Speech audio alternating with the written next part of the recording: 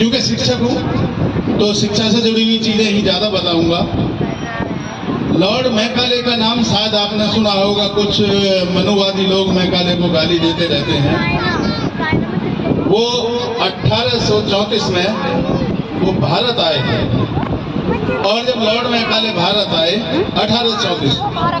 बाबा साहब का जन्म हुआ है 1891, 1834 में वो भारत में आए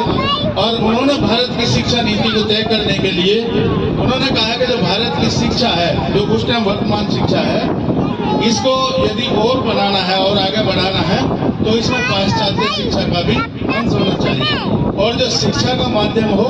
वो अंग्रेजी हो। वो उनके हित की बात थी, लेकिन इसके साथ ही उन्होंने एक बहुत बड़ा जो भारतीय उस वक्त व्यवस्था थी उसमें एक बहुत बड़ा अंतर आ गया कि जो शिक्षा गुरुकुल में चलती थी वो गुरुकुल से निकल के स्कूलों में आ गई और माध्यम इंग्लिश का हुआ।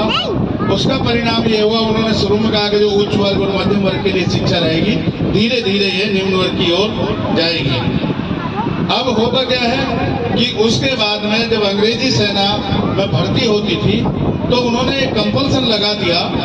कि जो भी अंग्रेजी सेना में भर्ती होगा उसको शिक्षा लेनी जरूरी होगी। आप सब गौर करेंगे और सुने भी होगा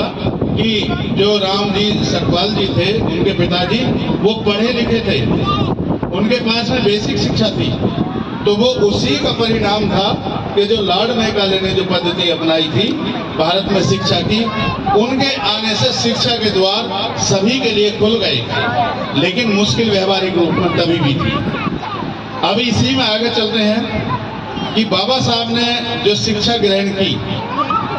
और जो उनका एक शब्द है जिसे बार बार हम कहते भी हैं, दोहराते भी हैं कि शिक्षा शेरनी का वह दूध है जो पिएगा वो दहाड़ेगा।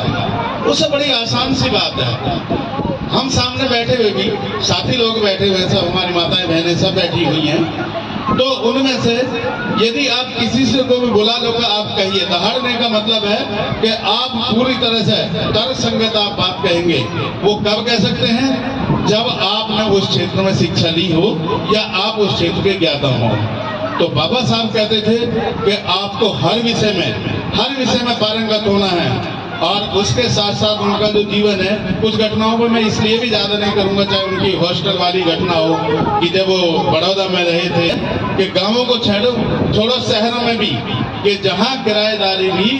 जाति पूछ कर दी जाती है। अभी तो पहलगाम में बहुत सारी बात चल रही है कि उन्होंने धर्म पूछ कर वो सब घटना को अंजाम दिया, जो दुखद है, लेकिन यहाँ पर